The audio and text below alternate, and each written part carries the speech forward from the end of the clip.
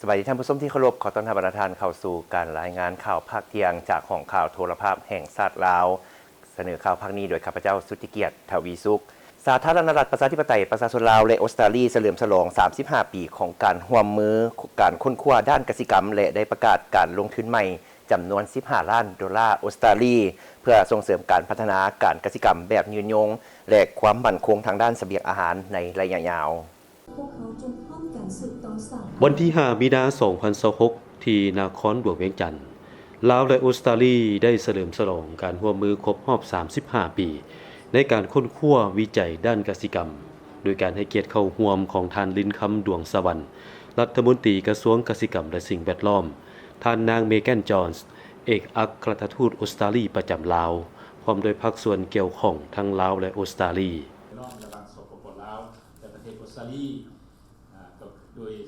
ท่านลิ้นคำดวงสวรรค์ได้กล่าวว่าตั้งแต่ปี 1990 เป็นต้นมารัฐบาลออสเตรเลียโดยผ่านศูนย์ค้นคว้ากสิกรรมสากลประเทศออสเตรเลียหรือ ACR ได้ร่วมมือกับกระทรวงกสิกรรมและสิ่งแวดล้อมพร้อมกับสถาบันการศึกษาของลาวโดยมีหลายกว่า150โครงการการร่วมมือนี้ได้เปลี่ยนแปลงการผลิตกสิกรรมในขั้นท้องถิ่นโดยมีผลกระทบสำคัญต่อปัญหาต่างๆเช่นในแขนงการป่าไม้การประมงและการพัฒนาพันธุ์พืชต้านทานกับพยาธิท่านนางเบแกนจอนส์ได้กล่าวว่าการกำหนดบุริมสิทธิ์ของการร่วมมือได้ผ่านการปรึกษาหารือระหว่างเอเชียและคู่ร่วมงานในประเทศลาวการลงทุนใหม่นี้เป็นการยั่งยืนถึงความมุ่งมั่นของออสเตรเลียในการส่งเสริมการร่วมมือสร้างความเข้มแข็งเพื่อรับมือกับการเปลี่ยนแปลงดินฟ้าอากาศและสิ่งแวดล้อมภายใต้ขอบการร่วมมือรอบด้านระหว่างลาวและออสเตรเลีย Today has been a really lovely event. It's such a great honour that the Lao government has bestowed on so many of the people who have contributed to the ต partnership ลอด between the 35 ปี Australian Centre ของ for การร่วมมือ International กับ Agriculture ลาวพวกเขาได้เห็นว่าการค้นคว้าเวียกงานกสิกรรมที่ต่อเนื่องและการลงทุนในทรัพยากรมนุษย์ในระยะยาวสามารถสร้างการเปลี่ยนแปลงที่มีระยะสำคัญได้โดยการสร้างความสามารถด้านการค้นคว้าวิจัยให้ท้องถิ่นและส่งเสริมผู้นำหุ้นใหม่พวกเขากำลังร่วมกันรับประกันให้นวัตกรรมดำเนินไปได้เกินกว่าโครงการต่างๆและสร้างความมั่นคงทางด้านเสบียงอาหารผลงานของ ACR เริ่มแต่ปี1990ค่อนข้างมีผลงานหลายโดยเฉพาะแม่นสนับสนุนในการปรับปรุงแนวพันธุ์บ่ว่าแนวพันธุ์เขาบ่ว่าแนวพันธุ์มันต้นและก็เทคนิคของการปลูกโดยเฉพาะแม่นเบาเรื่องการนำใช้เทคนิคของ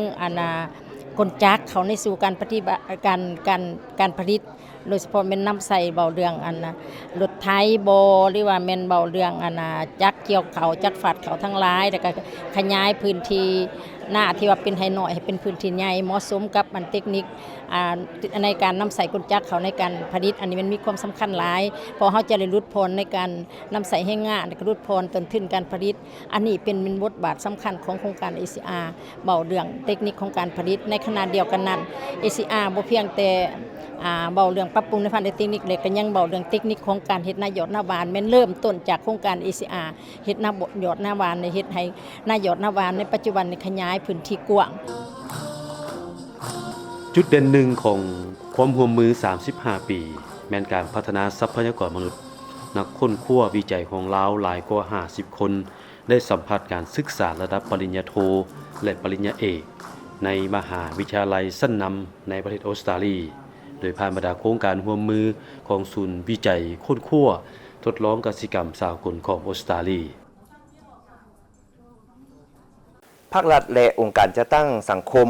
ร่วมปรึกษาหารือเพื่อประกอบส่วนในแผนพัฒนาเศรษฐกิจสังคมก็คือเป้าหมายการพัฒนาแบบยืนยงและช่วยเหลือสังคมด้วยหลายรูปแบบเฮ็ดให้ชีวิตการเป็นอยู่ของประชาชนดีขึ้นเป็นก้าวในวันที่ 5 มีนาคม 2026 นี้กรมพัฒนาการบริหารรัฐได้จัดกองประชุมพบปะระหว่างภาครัฐและองค์การจัดตั้งสังคมลาวประจำปี 2025 ขึ้นที่นครหลวงเวียงจันทร์โดยการเป็นประธานของทานวิสุขพรหมพิทักษ์รองหัวหน้าคณะจัดตั้งศูนย์กลางภาคมีผู้ต่างหน้าจากภาคส่วนที่เกี่ยวข้องเข้าร่วมท่านวิสุขพรหมพิทักษ์ได้กล่าวว่าเวียกงานองค์การจัดตั้งสังคมเว้าเฉพาะบรรดาสมาคมและมูลนิธิแม่นองค์การจัดตั้งสังคมที่มีบทบาทสำคัญ เป็นเวียกงานหนึ่งที่พรรครัฐบาลได้ถือเป็นเวียกสำคัญและได้กำหนดไว้ในรัฐธรรมนูญกฎหมายบรรดาสมาคมมูลนิธิมีบทบาทในการประกอบส่วนในการพัฒนาเศรษฐกิจสังคมศึกษาอบรมเต้าโฮมความสามัคคีช่วยเหลือซึ่งกันและกันเพื่อองค์การจัดตั้งสังคมลาวสามารถเคลื่อนไหวอย่างถูกต้องและสอดคล้องกับระเบียบการพร้อมทั้งมีการประกอบส่วนอย่างตั้งหน้า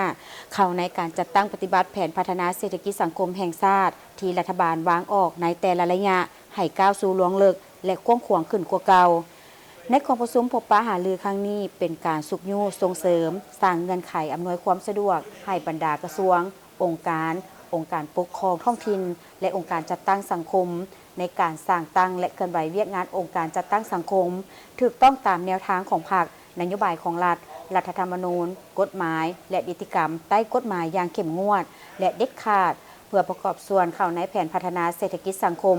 ก็คือเป้าหมายการพัฒนาแบบยืนยงในแต่ละระยะและช่วยเหลือสังคมด้วยหลายรูปแบบเป็นต้นทางด้านเหือแหงความรู้ความสามารถทุนทอนและทรัพย์สินเฮ็ดให้ชีวิตการเป็นอยู่ของประชาชนดีขึ้นเป็นก้าวๆกองประชุมครั้งนี้ยังได้ผ่านเนื้อในดำรัสว่าด้วยมูลนิธิดำรัสว่าด้วยสมาคมและคำแนะนำเกี่ยวกับการจัดตั้งปฏิบัติดำรัสผ่านเนื้อในดำรัสตาประทับแผนงานการจัดตั้งและการเคลื่อนไหวของคณะกรรมการประสานงานองค์การจัดตั้งสังคมลาวพร้อมกันนี้ยังได้มีการวางแสดงผลงานขององค์การจัดตั้งสังคมลาวเพื่อให้ผู้เข้าร่วมได้เที่ยวชมและสนับสนุนผลิตภัณฑ์ของบรรดาสมาคมและมูลนิธิต่างๆที่ศูนย์การค้าภาคสันปัจจุบันสมาคมและมูลนิธิมีทั้งหมดจำนวน300 กว่าภาคส่วนในนี้สมาคมจำนวน200 กว่าและมีเกือบ100มูลนิธิที่เคลื่อนไหวในขอบเขตทั่วประเทศสหพันธ์แม่หญิงโทรภาพแห่งชาติลาวได้จัดกิจกรรมเพื่อเฉลิมฉลองวันแม่หญิงสากลครบรอบ116 ปีวันที่ 8 มีนา1910 8 มีนา2026ภายใต้คำขวัญสิทธิความยุติธรรมการลงมือปฏิบัติเพื่อแม่หญิงและเด็กน้อยกิจกรรมดังกล่าวได้จัดขึ้นในวันที่ 6 มีนา2026 อยู่โทรภาพแห่งชาติลาวโดยการเข้าร่วมของปริญญาเอกวรรณลาติคำวานวงศาผู้อำนวยการใหญ่โทรภาพแห่งชาติลาวท่านนางวีรไพวงศ์พจันทร์ประธานสหพันธ์แม่หญิงโทรภาพแห่งชาติมีบรรดาคณะพรรคคณะนำและสหพันธ์แม่หญิงโทรภาพแห่งชาติเข้าร่วมท่านนางวีรไพวงศ์พจันทร์ได้กล่าวว่าทั่วโทรภาพแห่งชาติมีสมาชิกสหพันธ์แม่หญิงทั้งหมด76ท่านซึ่งอยู่ภายใต้การชี้นำของคณะพรรคคณะอำนวยการเฮ็ดเวียกวิชาเฉพาะติดพันกับเวียกสื่อที่เป็นท่าแหงในการเผยแพร่แนวทางนโยบายของพรรครัฐเพื่อให้เข้าถึงหลายภาคส่วนซึ่งกิจกรรมในครั้งนี้แม่นแข่งขันกีฬาเปตังและกิจกรรมอื่นๆซึ่งมีบทบาทสำคัญหลายเนาะต่อการปฏิบัติหน้าที่พอทุกเวียกงานพวกเขานี่มันได้เคลื่อนไหวไปตามทิศชี้นำพาของคณะพรรคคณะอำนวยการเนาะซึ่งเป็นองค์การจัดตั้งหนึ่งเนาะที่เคียงบ่าเคียงไหลกันกับ3องค์การจัดตั้งมหาชนพวกเขาในการปฏิบัติหน้าที่การเมืองเนาะแล้วก็นอกจากนั้นแม่หญิงพวกเขานี่ก็ถือว่าได้ใจใส่เนาะในการปฏิบัติฮีตของประเพณีอันดีงามของชาติเฮาได้เป็นอย่างดีอันนี้คือว่าเป็นอีกอันหนึ่งที่พวกเขาสามารถปฏิบัติและการเฮ็ดกิจกรรมมื้อนี้ก็เป็นเพื่อเป็นการเฉลิมฉลองเนาะในโอกาสวันดังกล่าวและก็ในกิจกรรมก็คือว่านอกจากแต่ว่าพวกเขาได้เฮ็ดกิจกรรมร่วมกันในการเล่นกีฬาหรือว่าการเฮ็ดกิจกรรมร่วมม่วนซื่นกับหลายภาคส่วนเนาะแล้วก็พวกเขาคิดว่าแม่หญิงพวกเขานี่นอกจากจะปฏิบัติภารบทบาทหน้าที่แล้วพวกเขาก็ยังได้เอาใจใส่ในการปฏิบัติในการข้อแข่งขันซ้ำดีของแม่หญิงลาวเฮาอันนี้ก็เป็นอีกสิ่งหนึ่งที่พวกเขาจะได้เฮ็ดแล้วก็ได้เอาใจใส่เนาะท้ายนี้ก็ขออวยพรใส่ให้แก่น้องแม่หญิงเนาะทุกทั่วหน้าเพราะว่าแต่อยู่ในโทรภาพแห่งชาติลาวก็คืออยู่ในทั่วโลกเนาะอยู่ในทั่วประเทศจงมีสุขภาพแข็งแรงมีพลานามัยที่สมบูรณ์เนาะวันที่ 8 มีนาแม่นเหตุการณ์การเมืองที่สำคัญเป็นขีดหมายแห่งไสยชนะพื้นฐานของขบวนการแม่หญิงสากลในการต่อสู้ทวงเอาสิทธิผลประโยชน์อันเป็นธรรมให้แม่หญิงสาวผู้ออกแห่งงานในทั่วโลกเป็นวันระลึกถึงการต่อสู้ของแม่หญิง เพื่อปลดปล่อยตนเองและทวงให้มีสิทธิเสมอภาพประชาธิปไตยคือกันกับผู้ชายทวงให้พวกนายทุนแก้ไขชีวิตการเป็นอยู่ภายใต้คำขวัญผู้หนึ่งเฮ็ดเวียกมื้อละ8 ชั่วโมงแม่หญิงและผู้ชายเฮ็ดเวียกคือกันต้องได้รับเงินเดือนเท่ากันต้องมีระบบป้องกันสุขภาพของแม่หญิงและเด็กน้อยต้านสงครามหุกหาญปกปักรักษาสันติภาพของโลกท่านผู้ชมที่เคารพทีมข่าวโทรภาพแห่งชาติลาวของพวกเราจะได้นำเสนอรายชื่อบรรดาสมาชิกสภาแห่งชาติประจำเขตเลือกตั้งที่14แขวงสารวันซึ่งประกอบมีจำนวน10ท่านดังนี้รายชื่อของบรรดาสมาชิกสภาแห่งชาติเขตเลือกตั้งที่14แขวงสารวันมี10ท่านดังนี้ท่านปริญญาเอกวิไลวงศ์บุตรคำกรรมการศูนย์กลางพรรคสมัยที่12ห้องหัวหน้าคณะจัดตั้งศูนย์กลางพรรคท่านปริญญาเอกดาววงศ์พรแก้วกรรมการศูนย์กลางพรรคสมัยที่12เลขาคณะพรรคแขวงสารวันท่านปริญญาเอกบุญทันบุญวิไลกรรมการคณะพรรคหักฐานประธานกวดกาพรรคห้องหัวหน้าห้องว่าการสภาแห่งชาติท่านจันสมรพรหมแสงกรรมการประจำพรรคแขวงท่านจันศรีล้นศรีสมบูรณ์คณะประจำพรรคแขวงหัวหน้าคณะจัดตั้งแขวงสารวันท่านนางวาสนาโพไซยวงศ์กรรมการพรรคแขวงเลขาคณะพรรคหักฐานสหพันธ์แม่หญิงแขวงสมัยที่2ท่านบุญเต้ยดวงสุริยะวงศากรรมการพรรคแขวงท่านเพชรลาพันธวงศากรรมการหน่วยพรรคหักฐานประธานกฎการหน่วยพรรคหัวหน้ากลุ่มพัวพันธ์รัฐสภา2ฝ่ายกรรมาธิการต่างประเทศสภาแห่งชาติท่านนางคำโพสิริพจันทร์คณะหน่วยพรรคห้องหัวหน้าโรงเรียนการเมืองและการปกครองแขวงสารวันท่านสมพรแสงสุริจันทร์คณะประจำสภาประชาชนแขวงห้องเลขาคณะพรรคหักฐานหัวหน้าห้องว่าการสภาประชาชนแขวงสมาชิกสภาประชาชนแขวงสุดที่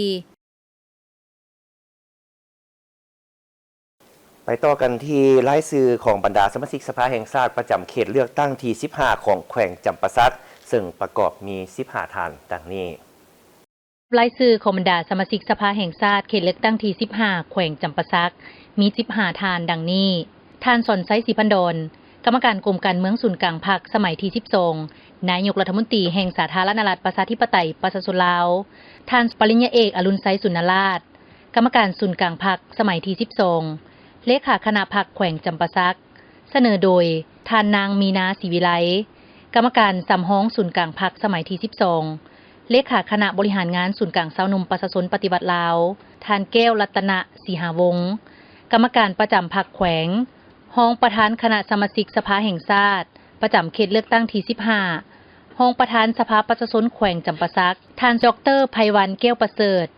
ห้องเลขาคณะบริหารงานพรรคกระทรวงห้องรัฐมนตรีกระทรวงสาธารณสุขท่านนางพรเพชรอุ่นแก้วกรรมการคณะพรรคห้องหัวหน้าองค์การอัยการประชาชนสูงสุดสมาชิกสภาประชาชนสุดที่4ท่านสิงห์คำวงศ์พจันทร์กรรมการคณะบริหารงานพรรคสภาแห่งชาติหัวหน้าส่วยเวียกคณะพรรคสภาแห่งชาติห้องเลขาคณะพรรคหักฐานหัวหน้าห้องว่าการสภาแห่งชาติห้องหัวหน้าห้องว่าการสภาแห่งชาติท่านวรรณศักดิ์ชาติตระกูลกรรมการพรรคแขวงห้องประธานสภาประชาชนแขวงสมาชิกสภาประชาชนแขวงสุดที่4ท่านปริญญาเอกบุญญเดชทองสวรรค์กรรมการพรรคแขวงเลขาคณะพรรคหักฐานหัวหน้าแผนกอุตสาหกรรมและการค้าแขวงท่านอนุศักดิ์จันทประเสริฐกรรมการพรรคแขวงสมาชิกสภาประชาชนแขวงคณะประจำสภาประชาชนแขวงจำปาสักประธานคณะกรรมการเศรษฐกิจแผนการและการเงินสภาประชาชนแขวงสมาชิกสภาประชาชนแขวงสุดที่4ท่านปริญญาเอกภูวงศ์อภัยกรรมการพรรคแขวงหัวหน้าแผนกศึกษาธิการและกีฬาแขวงท่านพลจัตวาแสงทองธรรมเทวาหัวหน้ากรมป้องกันความสงบคณะกรรมการติดตามกวดกาวาระแห่งชาติต้านยาเสพติดสภาแห่งชาติท่านนางป่านคำขยองเอกห้องประธานกวดกาพรรคสภาแห่งชาติกรรมการช่วยพรรคหักฐานห้องประธานกวดกาหน่วยพรรคหักฐานห้องประธานสหพันธ์กรรมบาลสภาแห่งชาติสุดที่6ประธานกวดกาสหพันธ์กรรมบาลแห่งชาติหัวหน้ากรมฝึกอบรมข้อมูลข่าวสารสถาบันค้นคว้านิติกรรมสภาแห่งชาติท่านนางบุญสุวรรณโพไซสนศักดิ์ รองประธานคณะกรรมาการวัฒนธรรมสังคมและบรรดาเผ่าสภาประชาชนแขวงสมาชิกสภาแห่งชาติสุดที่9ท่านทิพย์สนสมาเลิกประธานกวดการหน่วยผักคณะประจำสภาประชาชนแขวงหัวหน้าห้องว่าการสภาประชาชนแขวง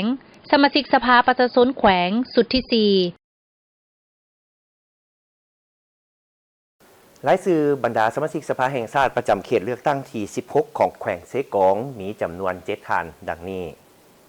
รายชื่อของบรรดาสมาชิกสภาแห่งชาติเขตเลือกตั้งที่16แขวงเซกองมี7ท่านดังนี้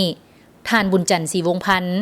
คณะกรรมการศูนย์กลางพรรคสมัยที่12ห้องหัวหน้าห้องว่าการศูนย์กลางพรรค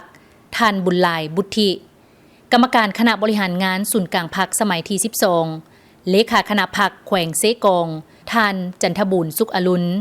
ห้องรัฐมนตรีกระทรวงอุตสาหกรรมและการค้าสมาชิกสภาแห่งชาติสุดที่9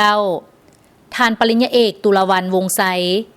กรรมการประจำพรรคแขวงผู้ช่วยเวียกคณะประจำสภาประชาชนแขวงเซกองท่านนางคำไพวีรสารกรรมการพรรคแขวงคณะประจำสภาประชาชนแขวงหัวหน้าห้องว่าการสภาประชาชนแขวงสมาชิกสภาประชาชนแขวงสุดที่4ประจำเมืองกะลึมท่านนางไฮมณีวงศ์นอแก้วสืบต่อสมัครรับเลือกตั้งสมาชิกสภาแห่งชาติสุดที่10พันเอกเหียมสัญราชห้องหัวหน้ากองบัญชาการป้องกันความสงบแขวงท่านผู้ชมที่เคารพต่อไปเส้นทางที่ตามรับชมสถานการณ์ข่าวที่เกิดขึ้นอยู่ต่างประเทศพร้อมด้วยข่าวกีฬา